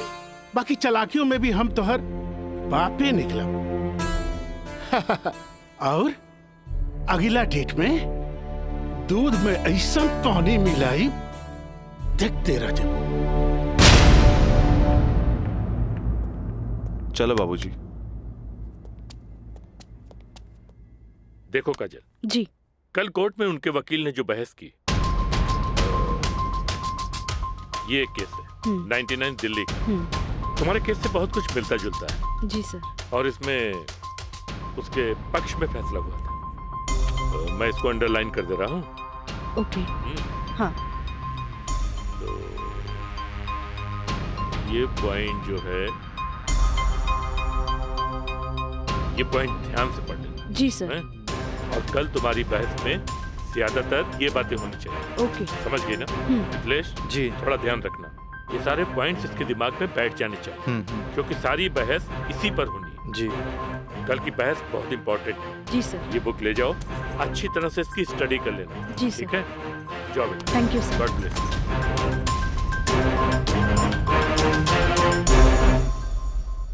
आँख कहेली कि एक नया इंसान देख ले, लेकिन दिल कहेला कि ना।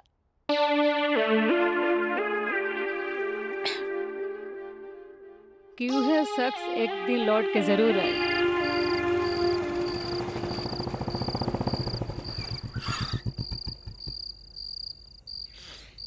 जफाव ने मारा, वफाव ने मारा।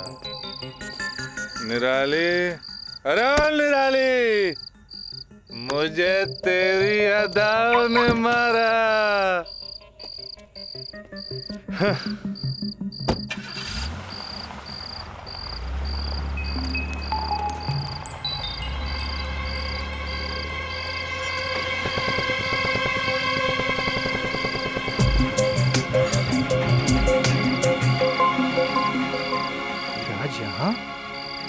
प्रोस्टिट्यूट एरिया में?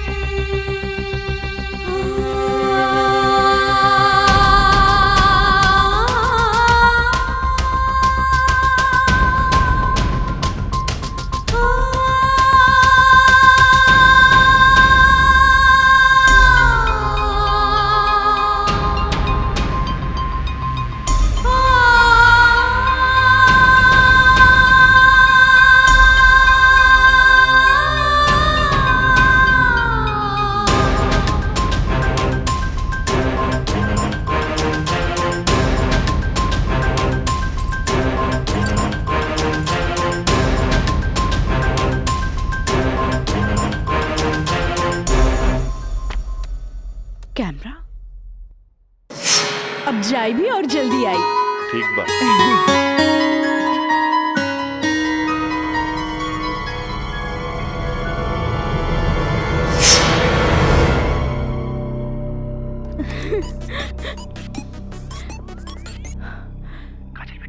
हाँ काका, काजल बोला तानी। काजल बिटिया, काम हो गई। काम हो गई काका? जल्दी से 3 कोनवा पर आ जा। ठीक है काका, अब तानी। का बात है? केहू देखत तो नहीं खे? इला तहार दिहल कैमरा और ई रहल कैमरा के चिप बिटिया। हे भगवान, बहुत बचपुचा के आइल बानी ताकि केहू के शक ना हो। थैंक यू काका। अरे रिका बिटिया, देखा बिटिया, भगवान के घर में देर होला, अंधेर नहीं खे, और भगवान तारा बहुते कामयाबी दी हैं। अच्छा बिटिया जी। अच्छा बिटिया, हम जाता हैं। ठीक बा।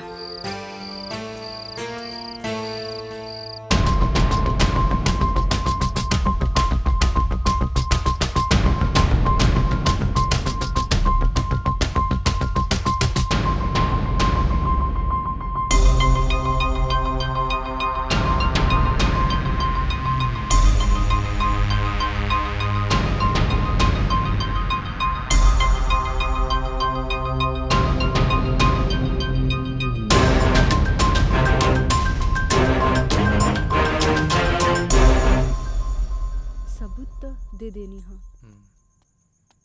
बाकी सर आ गए।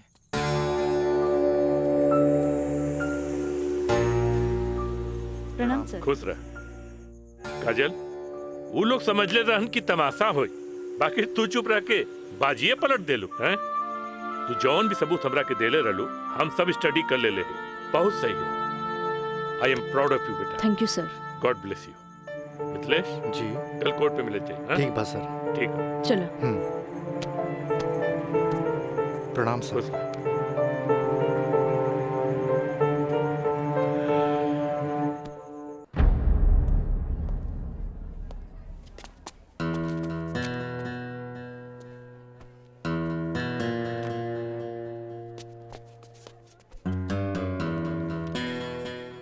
अदालत की कार्रवाई शुरू की जाए। जा बेटा।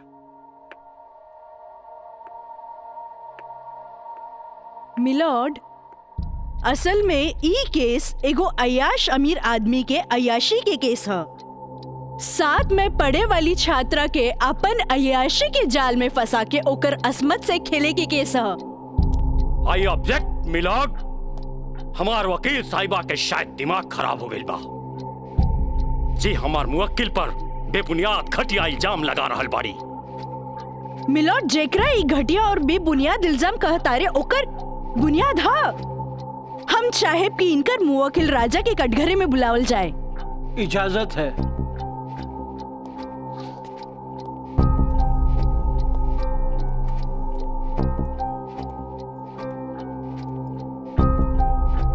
जज साहब, ई उहे आदमी ह जे लड़की के चाय के कुर्बा समझेला, जेके पिया और फेंक द। इनकर अयाशी के सबूत के तौर पर हम अपन एगो गवाह पेश करे के चाहतानी। इजाजत है। Thank you.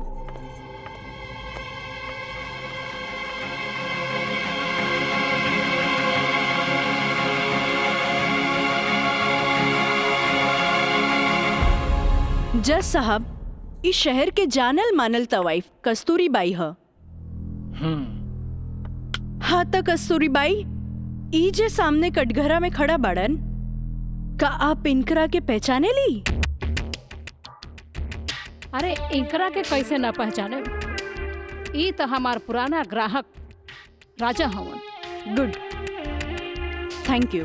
अब जा सकेनी। हाँ तो जज साहब। I object milord. हमार वकील साहिबा हमार पर्सनल क्लाइंट के केस के रुख के बदलल चाहता रही। आखिर केस के ई बात से का वास्ता? वास्ता हा जज साहब, वास्ता हा।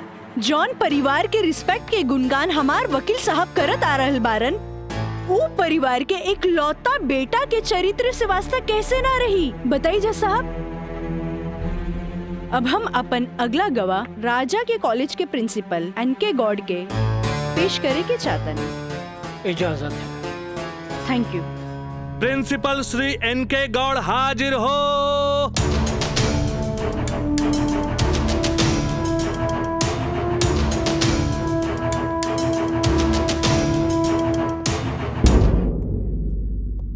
हाँ तो प्रिंसिपल साहब, आपकी कॉलेज की एक छात्रा काजल सिन्हा के साथ जब ई शख्स सरेआम छेड़खानी कैलस और जब वो आपसे रिपोर्ट करे के बाद पुलिस में जात रही, तब आप का कहनी? हम ओकरा के पुलिस में जाए से रोकनी और राज के हिदायत देनी कि आपन आदत से वो बाज आवे, काहे कि हम ना चाहत रही कि रसूखदार परिवार पर कोई आँच आवे। Thank you. नोट किया जाए मिलॉर्ड। रसूखदार सुनल गई ना जज साहब? हमार वकील साहब के हिसाब से जॉन परिवार पे एक भी क्रिमिनल केस ना हुई भी तो कैसे? खैर, अब हम सबूत के तौर पर इस रसूखदार परिवार के एक लौता बेटा के जिगरी दोस्त मिस्टर मयंक के पेश करे के चाहता नहीं। इजाजत है। गवाह मयंक हाजिर हो।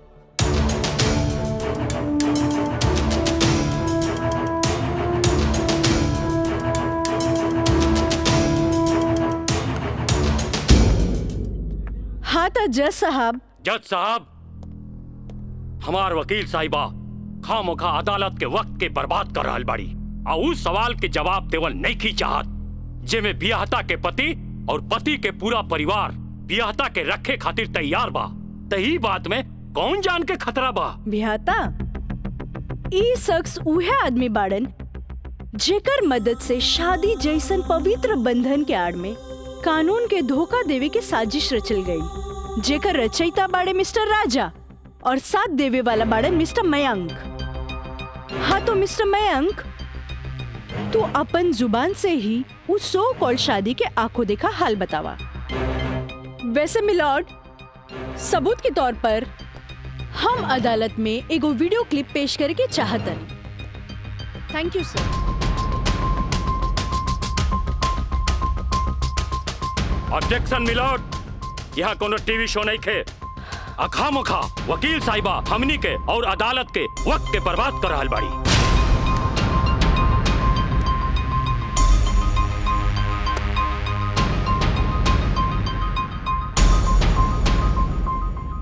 जज साहब, वीडियो क्लिप में साफ दिख रहल बा कि दुल्हा दुल्हन के दाएं बाएं ना बल्कि आमने सामने बैठाल गईल ह, जे हिंदू रीति रिवाज से बिल्कुल गलत बा। और ऐसे नहीं से भइल काहे कि पंडित से शादी ना करावल गई, एक बहरूपिया से पंडित के रूप धरावल गई। आप यही क्लिप के साथ पंडित के बयान खुद से देख ली। जज साहब, हम रेलवे कर्मचारी हैं। रुपया के लालच हमरा के नकली पंडित बने पर मजबूर कर देलस। जज साहब, हम एक गरीब आदमी बानी और पैसा का लालच बड़े बड़े लोगन के अच्छा और बुरा समझे को शक्ति के छीन लेला। हम तो एक गरीब आदमी बानी। दोस्त के कहला पर हम एगो भलता आदमी के पुजारी बना के इन लोग का ब्याह करवा देली। आखिर हम भी का करती। जज साहब, काजल की खूबसूरती का हम दीवाना हो गई और काजल के पावे खातिर हम समाज और कानून के हर सीमा के भी लांग गईली। हाँ तो जज साहब, हमार दूसरा वीडियो क्लिप देखी जे ई साबित कर दी कि धारा 420 से शुरू हो करके धारा 376, 375, 362, 361, 120B के ऊ लड़की के साथ अंजाम देल गल बा। और जज साहब लगे हाथ हमार दूसरा वीडियो क्लिप भी देख ली प्लीज।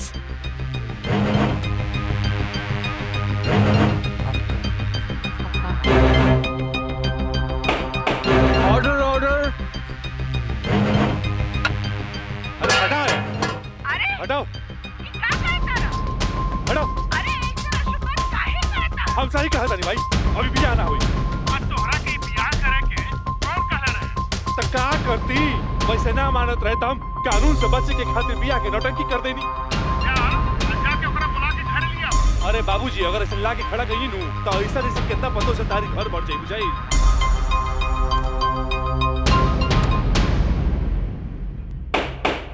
Order order.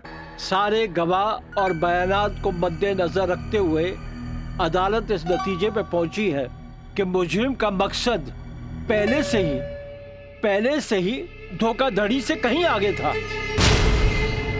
क्योंकि उसका मकसद उस लड़की को धोखा ही नहीं देना था बल्कि उसके साथ शारीरिक संबंध स्थापित करना था। और यह भी साबित होता है कि मुलजिम ने बलात्कार को शादीशुदा जिंदगी को एक व्यवहारिक रूप देकर कानून को धोखा देने की कोशिश की है। इसलिए अदालत धारा 420 से बढ़कर इसे 376 एक रेप केस करार करती है और साथ ही महंग को इस अवैध कार्य में साथ देने के लिए धारा 120B को अदालत मुकर्रर करती है।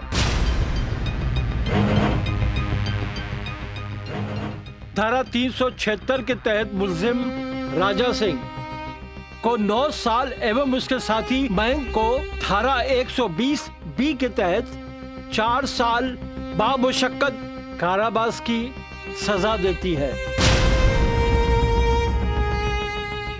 और पंडित देवी दत्त को नौकरी से बर्खास्तगी के साथ IPC 34 एवं 120B के तहत 2 साल की सश्रम कारावास देती है। और अदालत जगदम्बिका पाल सिंह जैसे हर अमीर बाप को यह हिदायत देती है कि पुत्र के मुंह से उनके उल्टे सीधे कारनामों में बेटों का साथ न दें। और इन्हीं फैसलों के साथ अदालत आज बर्खास्त की जाती है। Thank you.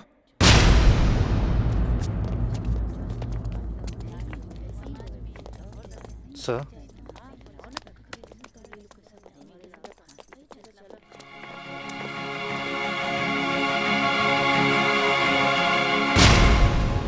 ए बेटा, हम तोरा बिना हम कैसे जियब रे?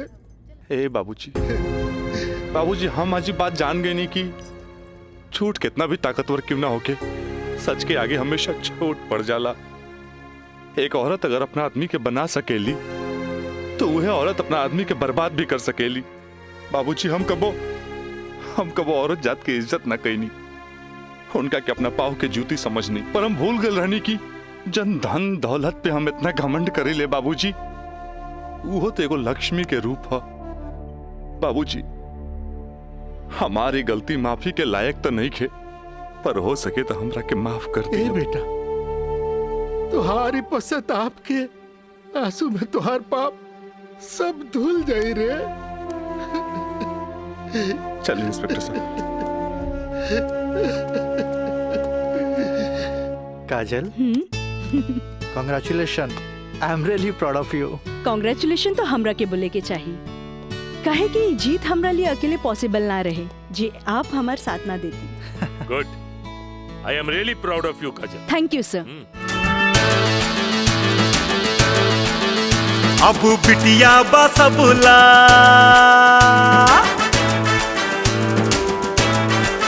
हो, अब बिटिया बसबुला, अबला ना बोझ रे। आइल में का जमाना, सोच भइल सोझ रे। अब बिटिया बसबुला, अबला ना बोझ, आइल में का जमाना, सोच भइल सोझ रे। अब कानून बाटे साथ, हाथ नइखे कमजोर रे। रहे सूतल समाज, बेटी कई दिहली भोर रे। अब बिटिया बसबुला, अबला ना बोझ रे।